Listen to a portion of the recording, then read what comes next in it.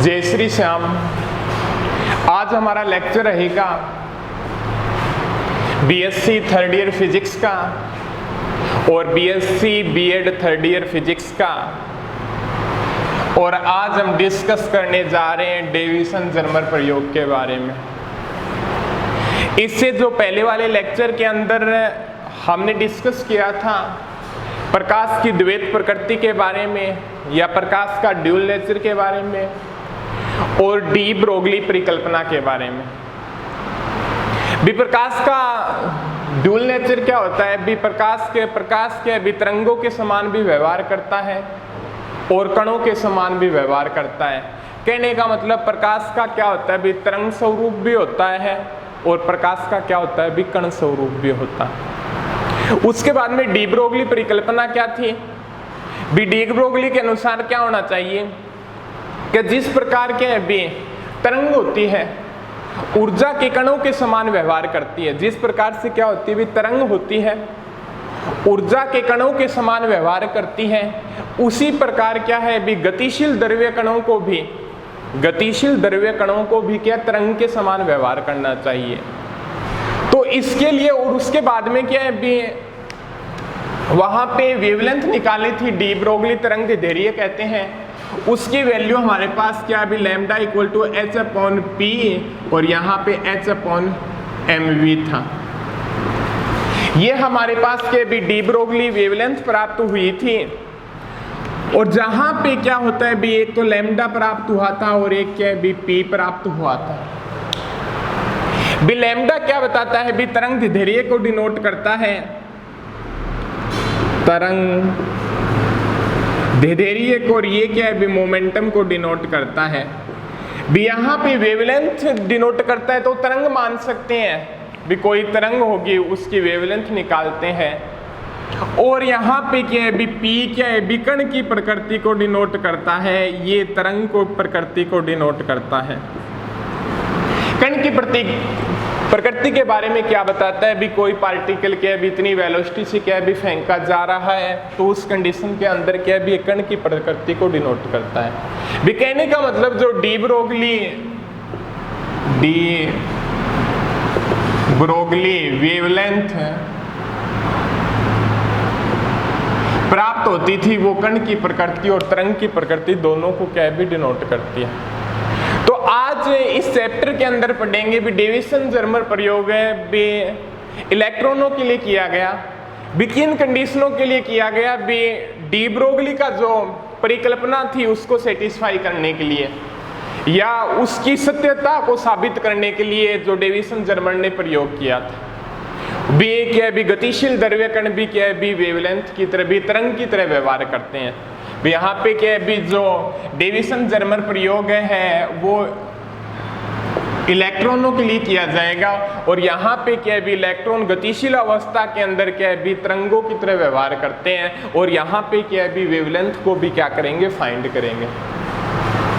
तो आज हम डेविसन जर्मर प्रयोग के बारे में पढ़ेंगे। तो स्टार्टिंग के अंदर जो डेविसन जर्मर ने क्या बताया, जो डेविसन जर्मर प्रयोग है वो उन्होंने इलेक्ट्रॉनों के लिए लिया। जो डेविसन जर्मर प्रयोग है वो किसके लिए माना? उन्होंने इलेक्ट्रॉनों के लिए लिया। उन्होंने क्या बताया? जिस प्रकार के एक्स किरणें होती है, ठीक है, और उनको किसी क्रिस्टल पे ऊपर आपतित किया जाता है, एक्स किरणों को क्या है किसी क्रिस्टल के ऊपर आपतित किया जाता है तो वो क्या हो जाती है उससे प्रकीर्णित हो जाती है, ठीक है। उसी प्रकार के सेम कंडीशन के लिए माना उसी प्रकार के इलेक्ट्रॉन पुंज को, ठीक है, इलेक्ट्रॉन पुंज बना लेंगे हम, इलेक्ट्रॉन होंगे और अपने इलेक्ट्रॉन गन होते हैं वहां से क्या है इलेक्ट्रॉन पुंज निकलते हैं। ये देखेंगे किस प्रकार से हमारे पास क्या है इलेक्ट्रॉन पुंज बनती है, इस एक्सपेरिमेंट के अंदर ही पढ़ेंगे हम। जब इलेक्ट्रॉन पुंज को क्या है किसी क्रिस्टल के ऊपर आपतित किया जाता है तो वो भी क्या हो जाती है प्रकीर्णित तो हो जाती है और वहां पे क्या इलेक्ट्रॉन पुंज बनता है जिसके कारण क्या तरंग दैर्ध्य की वैल्यू को फाइंड कर लेते हैं, ठीक है। वेवलेंथ आएगी तो हमें पता चल जाएगा तरंग की तरह क्या करती है बिहेव करती है। और उस तरंग की वैल्यू को सेटिस्फाई कर लेंगे ब्रेग की समीकरण से। बी 2d sine theta equal to n lambda होती है, वहां से लैम्डा की वैल्यू फाइंड कर लेंगे। और यहां से क्या है, भी जो डी ब्रोगली का जो फॉर्मूला था बी लैम्डा की वैल्यू को फाइंड करने का, जो हमने पीछे वाले चैप्टर के अंदर पढ़ा था, भी इलेक्ट्रॉन के लिए क्या होगा, प्रोटॉन के लिए क्या होगा, तो वहां से वेवलेंथ की वैल्यू को फाइंड कर लेंगे। इस ब्रेग की समीकरण से वेवलेंथ की वैल्यू को फाइंड कर लेंगे तो बता देंगे भी यहाँ पे क्या होता है, भी जो एक्सपेरिमेंट है वो क्या है, भी सत्य साबित होता है। तो आज डिस्कस करते हैं पहले इस डेविसन जर्मर प्रयोग के बारे में, किस प्रकार से ये प्रयोग होगा और किन किन बातों के ऊपर डिपेंड करेगा। तो देखिएगा डेविसन जर्मर प्रयोग भी अपना जो डेविसन जर्मर जो प्रयोग का जो एक्सपेरिमेंट जो बुक्स दिया गया है वो 3 बातों पे डिपेंड करता है। भी इसके 3 मुख्य पार्ट होते हैं, फर्स्ट, सेकंड और भी फर्स्ट पार्ट क्या होता है भी आपका इलेक्ट्रॉन गन। ठीक है, इलेक्ट्रॉन गन के बारे में पढ़ेंगे। जो यहां पे ये पार्ट दिया गया है वो क्या है भी आपका इलेक्ट्रॉन गन है। दूसरी कंडीशन पढ़ेंगे हम निकल क्रिस्टल के बारे में, निकल क्रिस्टल के बारे में। थर्ड पढ़ेंगे आयनन कक्ष बोल दो या इलेक्ट्रॉन संसूचक बोल दो या फैराडे कप भी बोल देते हैं, फैराडे कप भी बोल देते हैं। अब के तीनों के बारे में क्या भी पूर्ण रूप से डिस्कस करेंगे। पहले तो ये जानते हैं भी तीनों का क्या भी इस एक्सपेरिमेंट के अंदर क्या उपयोग है। तो फर्स्ट कंडीशन देखते हैं भी अपने इलेक्ट्रॉन गन का क्या यूज है इसके अंदर। देखिएगा फर्स्ट देखते हैं इलेक्ट्रॉन गन।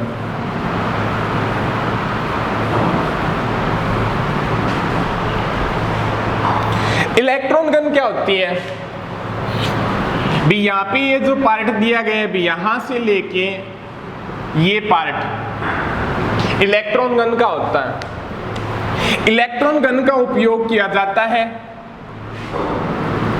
इलेक्ट्रॉन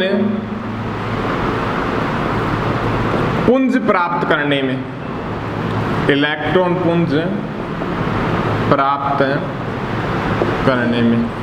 ठीक है, बेस के अंदर क्या होता है भी एक टंगस्टन धातु का तप्त फिलामेंट होता है। यहां पे जो F से डिनोट किया गया है वो क्या बताता है भी टंगस्टन धातु का तप्त फिलामेंट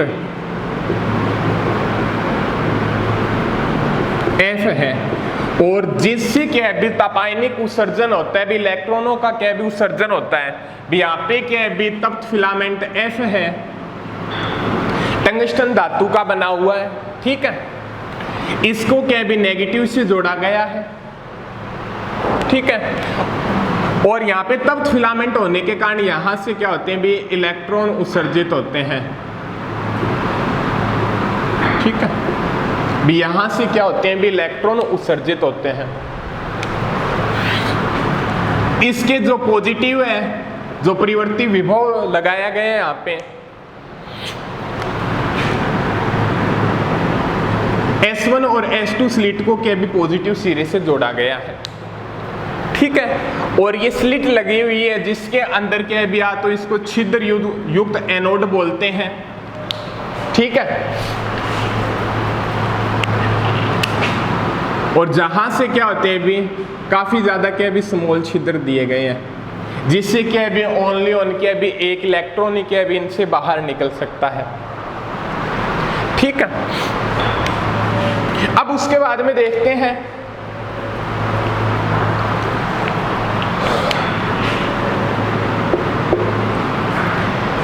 अब क्या भी यहां से ये तप्त फिलामेंट F होता है, यहां से क्या होता है भी इलेक्ट्रॉनों का क्या होता है भी उत्सर्जन होता है।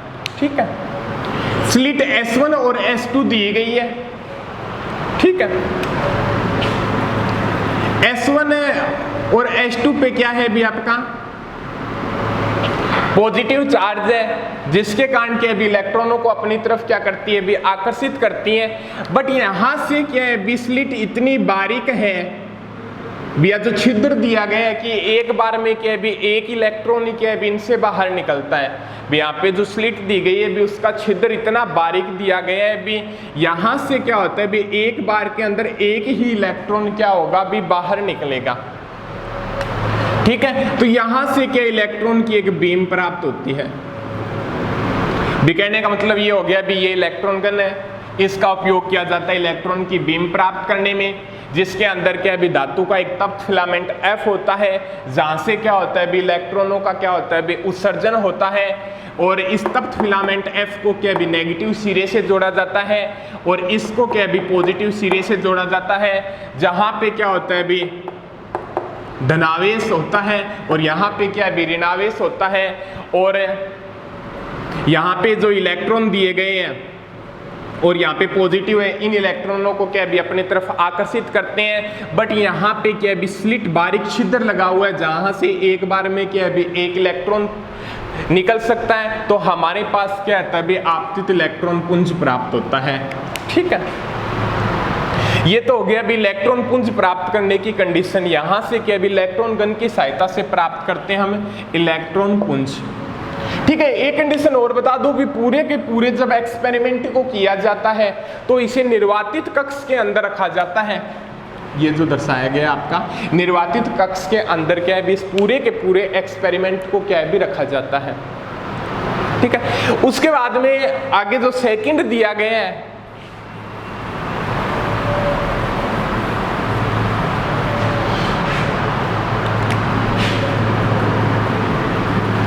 वो आपके दर्शाया गया भी निकल क्रिस्टल। सेकंड जो पॉइंट है अभी फर्स्ट भाग आपका पता चल गया अभी इलेक्ट्रॉन गन है जिसका उपयोग किया जाता है इलेक्ट्रॉन पुंज को प्राप्त करने में। सेकंड पार्ट दर्शाया गया अभी आपके निकल क्रिस्टल। निकल क्रिस्टल, ठीक है, ये एक प्रकार का निकल क्रिस्टल है जो कि अभी यहाँ पे इस क्रिस्टल के ऊपर जो पुंज प्राप्त होते हैं उन्हें सभी दिशाओं में पे क्या भी प्रकीर्णित करता है। बेस के अंदर जब क्या भी निकल क्रिस्टल के ऊपर जब आपतित इलेक्ट्रॉन पुंज गिरता है तो वो उसे सभी दिशाओं के अंदर क्या कर देता है भी अलग अलग कोण बनाते हुए क्या कर देता है भी प्रकीर्णित कर देता है। तो यहाँ पे बोल सकते हैं भी निकल क्रिस्टल होगा वो क्या है भी एक त्रिविमीय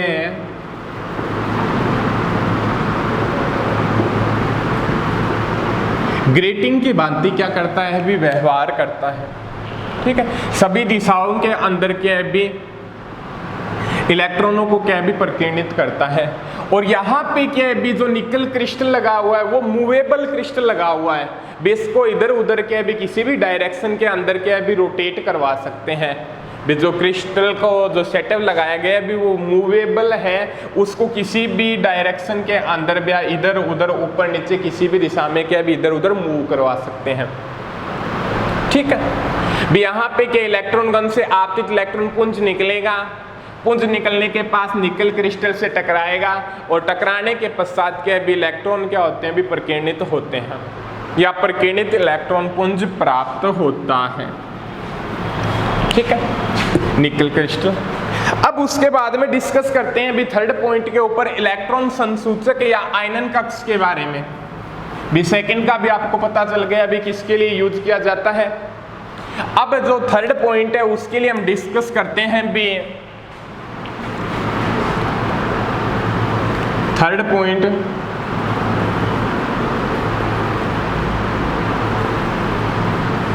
इलेक्ट्रॉन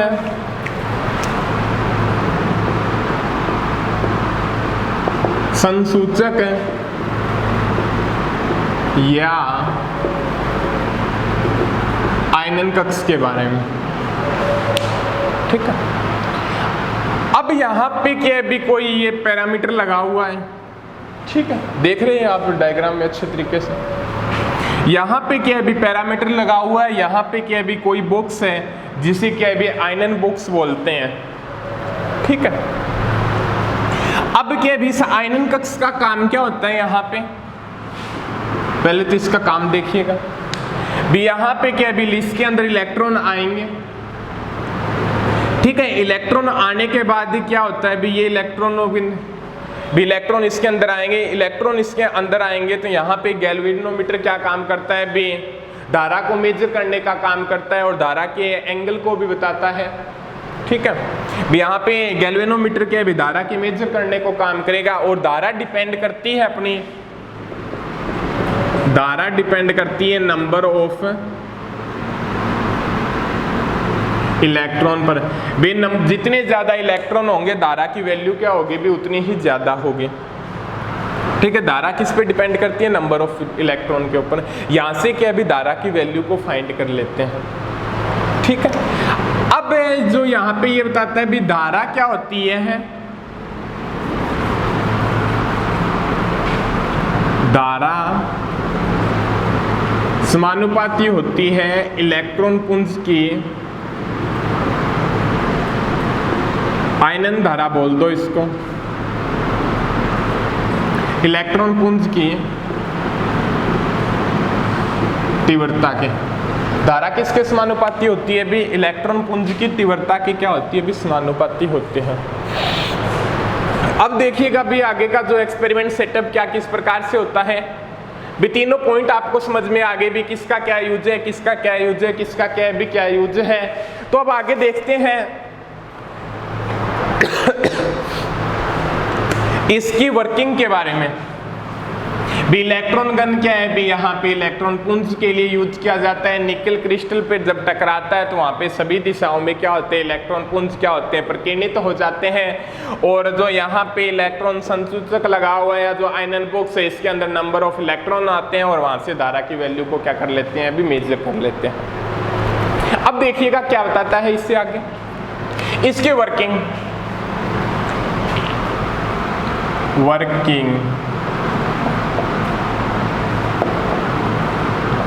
वर्किंग किसके ऊपर डिपेंड करती है, पूरे एक्सपेरिमेंटल सेटअप के। भी यहां से इलेक्ट्रॉन पुंज आएगा, जब इसके ऊपर क्या भी अभिलंब आपतित करवाया जाता है तो वहां से इलेक्ट्रॉन पुंज क्या होता है भी, प्रकीर्णित होता है। और प्रकीर्णित क्या होगा भी, सभी डायरेक्शनों के अंदर क्या होता है भी, प्रकीर्णित होता है। यहाँ पे थोड़ा सा हम सेटअप माइंडली देखते हैं भी। इलेक्ट्रॉन पुंज आया और वो क्या हो जाता है भी, फाई प्रकीर्णित कोण फाई बनाते हुए इलेक्ट्रॉन पुंज, इलेक्ट्रॉन क्या है भी, पुंज क्या हो जाता है भी, प्रकीर्णित हो जाता है भी। कोई इलेक्ट्रॉन पुंज आया, निकल क्रिस्टल से टकराया, टकराने के बाद प्रकीर्णन कोण फाई बनाते हुए क्या होता है भी, प्रकीर्णित होता है। अब क्या होता है भी, इसको फाई एंगल को इस प्रकार से सेटअप करते हैं जहां पे क्या हो भी, धारा क्या हो भी ज्यादा प्राप्त हो, ठीक है। भी यहाँ पे फाई एंगल को क्या भी इस प्रकार से क्या भी, इस पैरामीटर को इस प्रकार से रोटेट करवा सकते हैं हम, ठीक है। और भी इस प्रकार से रोटेट करवाएंगे जहाँ पे क्या है भी, उस जगह पे रोटेट करवाते हैं जहाँ पे धारा का मान क्या हो, ज्यादा हो, और उस पे ऊपर सेटअप कर लेते हैं। वो फाई की वैल्यू क्या कहलाती है भी, उनचिष्ट कहलाती है। और धारा की वैल्यू धारा क्या डिपेंड करती है, नंबर ऑफ इलेक्ट्रॉन पर, और दूसरी समानुपाती है इलेक्ट्रॉन पुंज की तीव्रता पे, ठीक है, इंटेंसिटी। तो यहां पे धारा की वैल्यू को क्या कर लेते हैं भी, नोट कर लेते हैं। तो किन कंडीशनों के अंदर उन्होंने फाई की वैल्यू निकाल ली और उस फाई की वैल्यू को क्या है भी, अपना जो एक्सपेरिमेंटल सेटअप था 2d sin θ = n लैम्डा के अंदर रखा, और किस प्रकार से क्या भी रिजल्ट प्राप्त हुए वो देखते हैं। तो देखिएगा जो रिजल्ट की प्रोसेस थी उसके बारे में।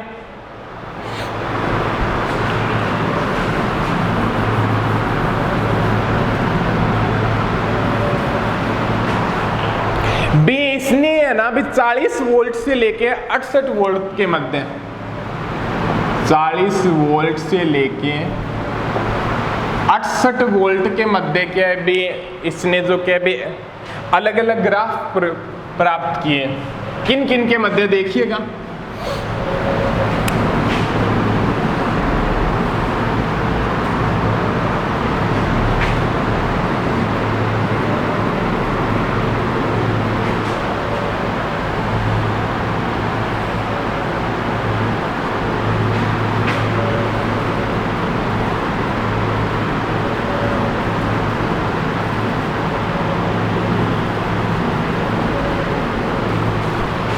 ये जो अपने 4 ही वक्र ले लेते हैं, ज्यादा नहीं लेते हैं, और ये जो वक्र है ले लेते हैं अपने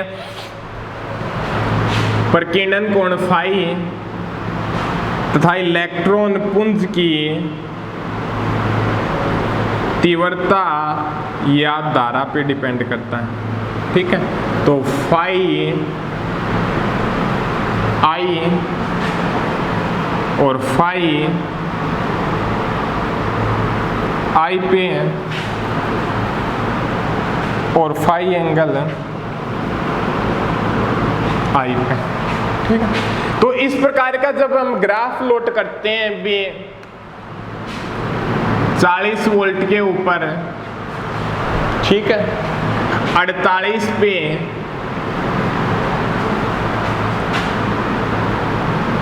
54 वोल्ट पे मान लो और 68 वोल्ट के ऊपर भी 40 वोल्ट के ऊपर, 48 वोल्ट के ऊपर, 54 वोल्ट के ऊपर और 68 वोल्ट के ऊपर जब हम ग्राफ प्लॉट करते हैं तो हमारे पास किस प्रकार से रिजल्ट प्राप्त होता है वो देखते हैं। अब 40 वोल्ट की कंडीशन के ऊपर हमारे पास जो ग्राफ प्राप्त होगा वो इस प्रकार से प्राप्त होता है भी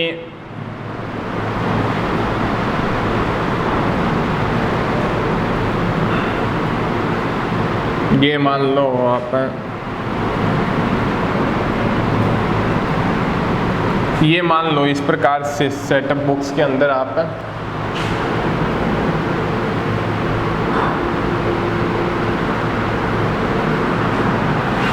ये मान लो आप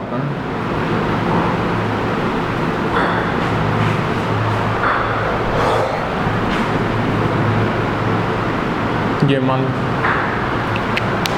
भी इस प्रकार से क्या भी हमारे पास ग्राफ प्राप्त होते हैं। ग्राफ क्या भी किस प्रकार से प्राप्त होते हैं, थोड़ा सा ग्राफ के बारे में देखिएगा आप। भी इसके अंदर जो ग्राफ है जो प्रकीर्णन कोण फाई तथा आई के मध्य भी स्टार्टिंग के अंदर क्या है भी 40 वोल्ट यहाँ से सेट कर लेते हैं। ठीक है, परिवर्ती विभव है, वोल्टेज का मान क्या है भी सेट कर सकते हैं हम। यहाँ से 40 वोल्ट के ऊपर क्या है भी इलेक्ट्रॉन पुंज प्राप्त होगा। ठीक है जी, जरा सुनिएगा ध्यान से। और उसके बाद में क्या है इस पे आपतित होने के बाद प्रकीर्णित इलेक्ट्रॉन पुंज प्राप्त होता है। ठीक है, इलेक्ट्रॉन के भी सारी दिशाओं के अंदर क्या होते हैं भी प्रकीर्णित होते हैं। ठीक है, अब क्या भी इसको इस प्रकार से सेट करते हैं भी यहां से भी फाई का एंगल 0 से लेके मान लो भी यहां से मान लो क्या भी आपका फाई का एंगल क्या है भी 0 से लेके मान लो आप 0 से लेकर इसको इधर उधर जितना बढ़ाएंगे चला जाएगा भी 0 के ऊपर क्या होगा भी धारा क्या प्राप्त होगी वो देख लेंगे।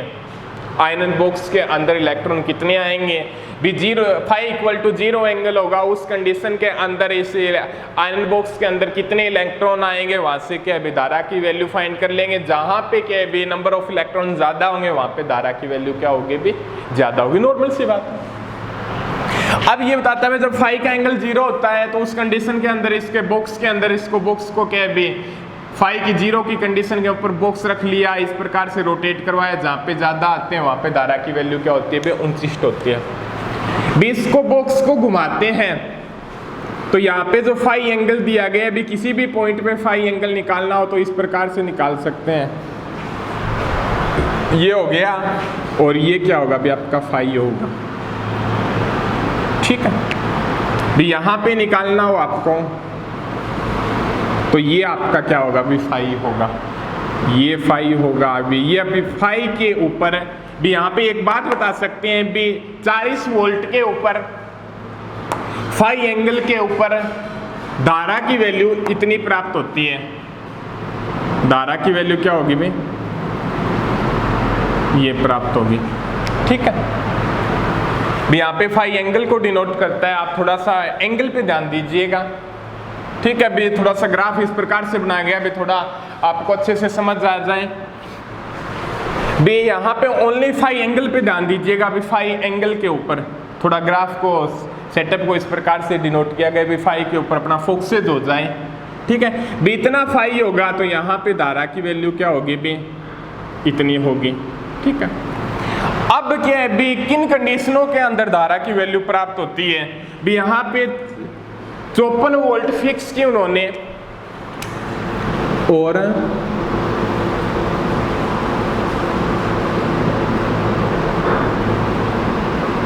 प्रकीर्णन कोण 50 डिग्री था।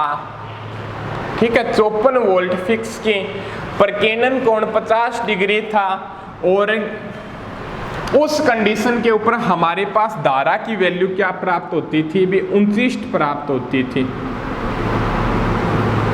29 मैक्सिमम प्राप्त होती थी भी। क्या बताया भी, 40 वोल्ट से लेके 68 वोल्ट तक प्रकीर्णन कोण फाई मानते हुए अलग अलग कंडीशनों के अंदर उन्होंने एक्सपेरिमेंट किए भी। कहां से लेके 40 से लेके 68 वोल्ट के मध्य, तो उन्होंने अलग अलग कंडीशनों के अंदर क्या किए भी, एक्सपेरिमेंट किए और जिसके कारण क्या हुआ भी, हमारे पास क्या भी 54 वोल्ट के ऊपर 50 डिग्री एंगल बनाते हुए, 54 वोल्ट के ऊपर 50 डिग्री का एंगल बनाते हुए धारा की वैल्यू क्या होती है भी, मैक्सिमम प्राप्त होती थी।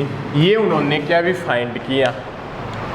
अब क्या भी, इनका यूज करके हम जो ब्रेग की समीकरण के अंदर है, ठीक है भी, ब्रेग की समीकरण के द्वारा क्या तरंग दैर्ध्य की वैल्यू फाइंड करेंगे और दोनों तरंग दैर्ध्यों से मैच करेंगे भी, किस प्रकार से हमारे पास क्या है भी रिजल्ट प्राप्त हुए। ठीक है, ये देखते हैं भैया अगले लेक्चर के अंदर। अगले लेक्चर का पार्ट ये मान लो कि अभी आपका 21A और 3A रहेगा और वो आपका क्या रहेगा B, 3B पार्ट रहेगा। तो वो देखते हैं अगले लेक्चर के अंदर।